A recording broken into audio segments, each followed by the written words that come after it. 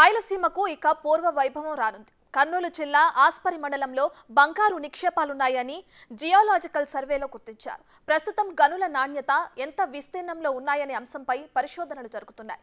ఇటీవల విజయవాడలో జరిగిన జిఎస్ఐ రాష్ట్ర బోర్డు సమావేశంలో ఈ విషయాన్ని అధికారులు వెల్లడించారు. ఇక పూర్తి స్థాయి నివేదిక ఇవ్వాలని ఉన్నతాధికారులు జిఎస్ఐ బృందాన్ని కోరారు. బంగారు గనుల సర్వేకి సంబంధించి మా ప్రతినిధి శ్రీరామ్ గ్రౌండ్ రిపోర్ట్ ఇప్పుడు చూద్దాం.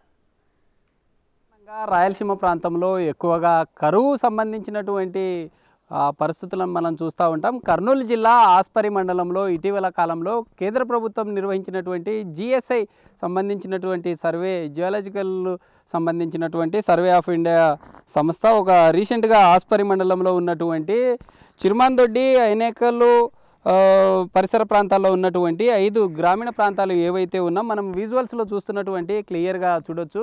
ఈ ప్రస్తుతం మనం ఉన్నటువంటి ప్రదేశంలో దాదాపుగా ఆస్పరి మండలంలో ఉన్నటువంటి 5 గ్రామాలతో పాటు ఇటీవల హెలిప్యాడ్ ద్వారా అనేక రకాలైనటువంటి సర్వేలను నిర్వహించడం జరిగింది. అయితే ఈ ప్రాంతంలో రాష్ట్ర ప్రభుత్వం కావచ్చు, ఇటు కేంద్రం సంబంధించినటువంటి ఇటీవల జరిగినటువంటి సమీక్ష సమావేశంలో ఈ ప్రాంతంలో బంగారు సంబంధించినటువంటి నిక్షేపాలు ఉన్నాయంటూ ప్రభుత్వాలు ప్రకటించడం జరిగింది. అయితే ఇప్పటికే చూడొచ్చు, మనం గతంలో మన రాయలసీమ ప్రాంతానికి సంబంధించి చూసుకున్నట్లయితే తుగ్గలి ప్రాంతంలో ఉన్నటువంటి పగిడిరాయి ప్రదేశంలో గతంలో దాదాపుగా 2005 పరిసర ప్రాంతంలో అక్కడే మైనింగ్ సంబంధించి దాదాపుగా 350 ఎకరాలను రైతుల దగ్గర నుండి కొనుగోలు చేయడం జరిగింది. దాదాపుగా 1500 ఎకరాలు ఏవైతే పక్కన ఉన్నటువంటి ప్రాంతం ఉంటుందో ఆ ప్రాంతంలో కూడా పూర్తి స్థాయిలో లీజుకు తీసుకొని ఇప్పటికే బంగారు సంబంధించినటువంటి ఖనిజాలకు సంబంధించి దాదాపుగా అక్కడ దాదాపు 100 కోట్లు పెట్టుబడితో ఇప్పటికే ప్రభుత్వం అనేక రకాలైనటువంటి ఖనిజాలకు సంబంధించి ఇప్పటికే తవ్వకాలు కావచ్చు లేదా అక్కడ పనులను ప్రారంభించింది చెప్పుకోవాలి.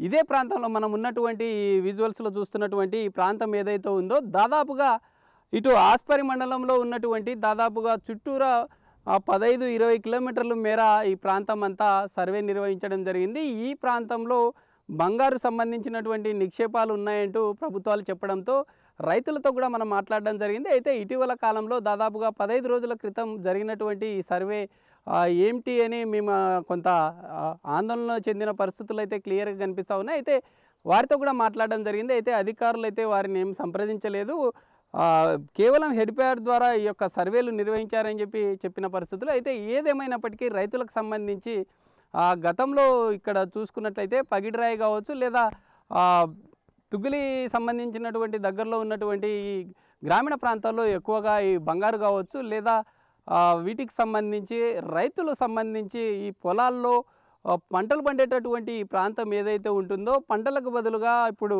చూసుకున్నట్లయితే వజ్రాలు కావచ్చు, ఇటు బంగారు సంబంధించి ఎక్కువ స్థాయిలో ప్రజలకి అధికారులు కావచ్చు లేదా వివిధ రకాల సర్వేల ద్వారా ఇలా బంగారు ఉంది అని తెలుసుకున్న తర్వాత రైతులు కూడా ఇలాంటి బంగారు మా ప్రాంతాల్లో ఉండటం చాలా హర్షించదగ్గ విషయం అని చెప్పి కూడా తెలుపుతున్న పరిస్థితులు.